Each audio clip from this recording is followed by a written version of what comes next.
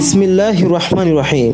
আবু হুরায়রা রাদিয়াল্লাহু তাআলা আনহু হতে বর্ণিত, তিনি বলেন, রাসূল সাল্লাল্লাহু আলাইহি ওয়াসাল্লাম বলেছেন, মুনাফিকের নিদর্শন তিনটি। ১. যখন কথা বলে তখন মিথ্যা কথা বলে। ২. যখন ওয়াদা করে তখন তা ভঙ্গ করে। এবং ৩. যখন তার নিকট কোনো আমানত রাখা হয় তখন সে তার খেয়ানত করে।